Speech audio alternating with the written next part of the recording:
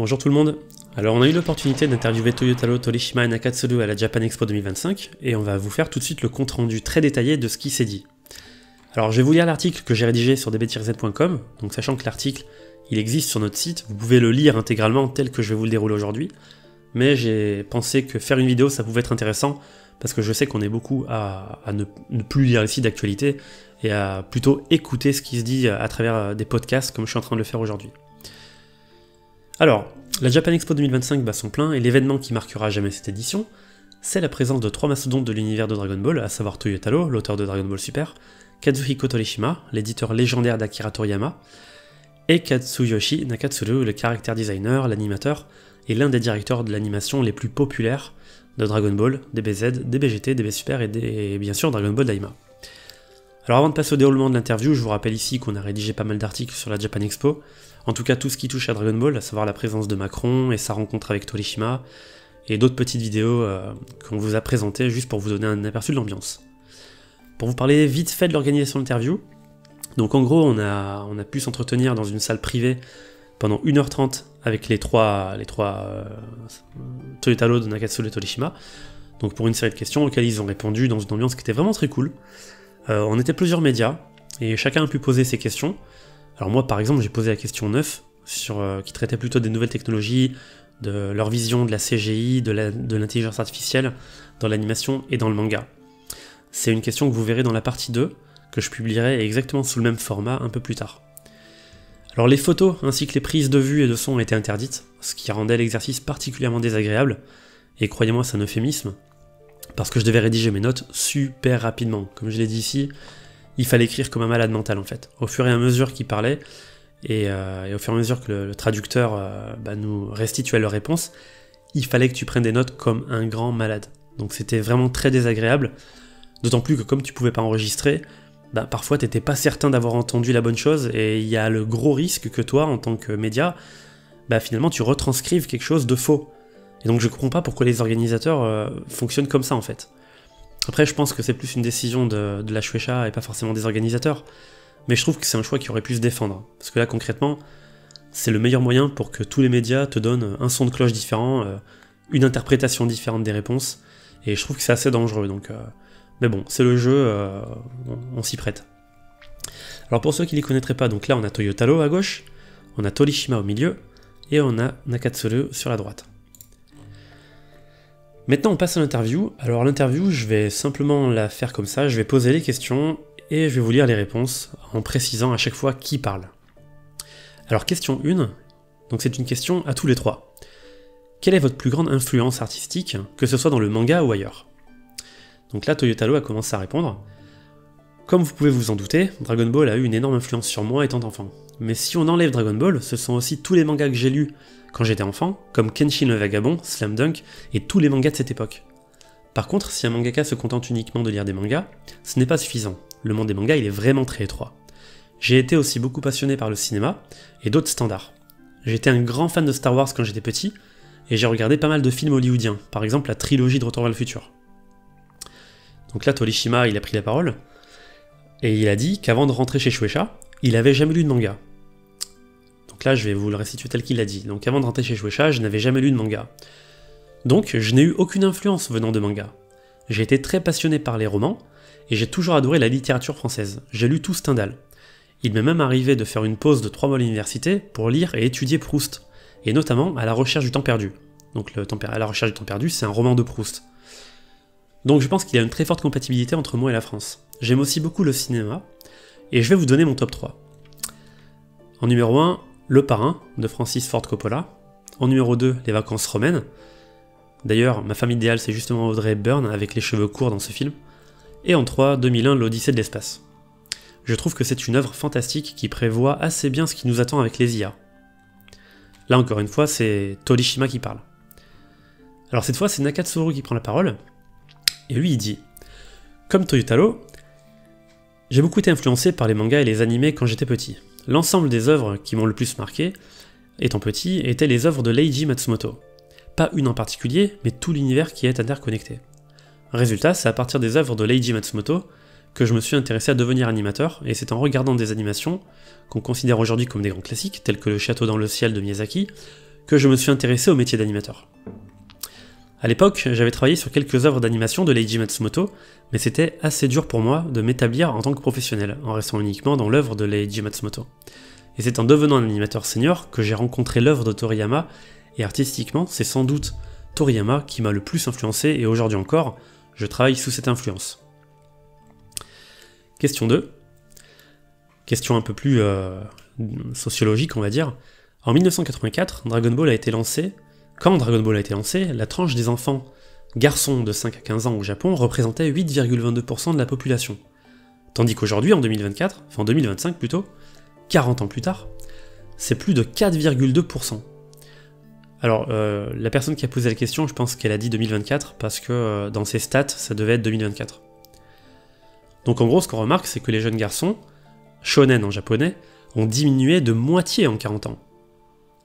Donc à partir de là, quand tu as ces chiffres-là, puisqu'il y a de moins en moins de garçons, comment est-ce que le manga shonen il va pouvoir se réinventer face à cet appauvrissement de lecteurs?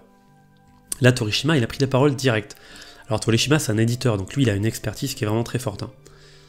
Et il dit: il est vrai que le problème démographique est un souci pour l'ensemble de la presse japonaise. Ceci étant, il y aura toujours des enfants. Il faut continuer à encourager ces enfants qui nous ont toujours soutenus jusqu'ici. Le problème, c'est que le Shonen Jump et l'ensemble des magazines de la profession ne font plus de mangas pour enfants. Et à cause de ça, je pense que le futur du manga est sombre. Il y a de plus en plus de moyens de lire les mangas en ligne, sauf que l'accès est limité pour les enfants, puisqu'ils n'ont ni de smartphone, ni de carte bancaire pour accéder à ces mangas en ligne. De plus, quand on lit des mangas numériques, l'algorithme, il fait qu'on ne lit plus le même style d'œuvre. Plus que le même style d'œuvre. Alors par exemple, je peux faire le parallèle avec ce qui se passe sur Netflix. Moi j'ai un compte Netflix, il suffit que je regarde une série coréenne pour que Netflix il me propose plus que des séries coréennes, c'est infernal.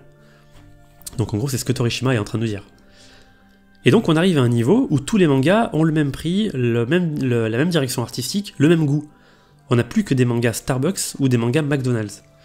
Le manga japonais a perdu de vue l'idée de construire des mangas avec une identité artistique individuelle. Et je pense que chez Shueisha, s'il y a des rédacteurs de magazines qui voient les données, mais qui n'en tiennent pas compte, et qui désobéissent à l'orientation des éditeurs comme moi dans le passé, alors la situation est très risquée. En gros, pour vous résumer ça de façon très simple, Torishima il encourage très sérieusement à la prise de risque et à la prise en compte des chiffres. Question 3. Tout ce que vous venez de dire, c'est par rapport au monde du manga en général, adulte compris, ou uniquement pour les mangas pour enfants et adolescents? Torishima répond: ce que je dis concerne le manga tout public, mais je pense particulièrement aux mangas qui sont orientés pour les enfants, parce qu'actuellement, il y a un vrai problème, les enfants ne lisent plus de mangas. Les rédacteurs du moment disent que les enfants n'arrivent plus à lire les histoires découpées en cases. Et moi je leur réponds, c'est juste que le découpage de vos mangas n'est pas bon, et qu'il est difficile à lire. Par exemple, les mangas de Toriyama avaient une visibilité qui était limpide. Si on prend One Piece, il faut que les enfants d'école primaire puissent le lire justement par rapport à ce découpage de cases, qui doit être optimisé pour les enfants. Ce n'est pas la faute des mangaka, mais c'est la faute des tanto. Dans les tanto, c'est les responsables éditoriaux, qui n'ont pas une technique assez forte des mangas en termes de lisibilité. L'une des causes, c'est que les éditeurs recrutent des gens qui n'ont toujours fait que lire des mangas. Si on ne recrute pas des gens qui ont des goûts plus diversifiés comme le cinéma ou la littérature, ben on se retrouve avec des gens avec qui le monde va se rétrécir de plus en plus au fur et à mesure qu'on avance. Parce que c'est des gens qui ont toujours lu que des mangas et rien d'autre. Par exemple, si on ne regarde que la TV, donc en l'occurrence des journaux TV, on ne connaît que les zooms et les gros plans.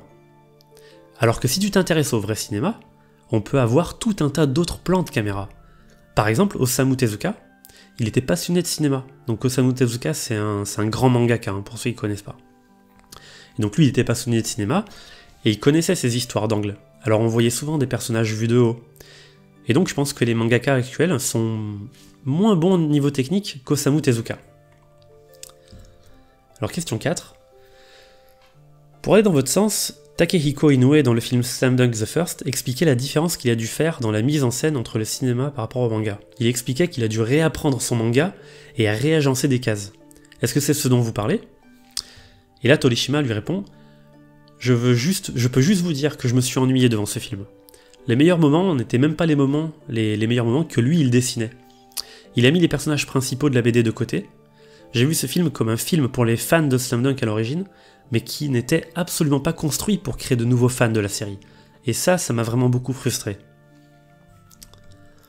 Question 5. Monsieur Torishima, nous avons connu très récemment des mangas, le clan d'Eppo et Kaze Toki no Uta. Vous avez déclaré que c'était les premiers mangas que vous trouviez intéressants. Est-ce que vous pourriez nous dire ce que vous trouviez d'intéressant dans ces titres? Donc Torishima, il a répondu « Je n'avais jamais lu de manga de ma vie, et quand je suis rentré chez Shueisha, on m'avait dit de lire d'anciens numéros du Shonen Jump. J'en ai lu plein. Ils étaient tous nuls. Mon supérieur m'a demandé de classer les mangas de 1 à 10 et de mettre mes commentaires. Et ensuite j'ai demandé à lire l'enquête des lecteurs de la semaine, et ce fut un choc. Le classement des lecteurs, donc dans le Weekly Shonen Jump, était à l'opposé total du mien. J'ai vraiment envisagé de quitter l'entreprise et d'aller regarder les offres d'emploi à ce moment-là. En gros, là, il s'est remis en question et il s'est dit « mais c'est pas possible, ça veut dire que je suis totalement déconnecté du marché, en fait. » Et à côté de Shueisha, il y avait un bâtiment des archives. Et comme ça m'embêtait de rester dans la rédaction, j'y allais pour faire des siestes. Et j'ai réalisé que comme c'était des archives, il y avait plein de mangas, alors j'ai décidé de tout lire.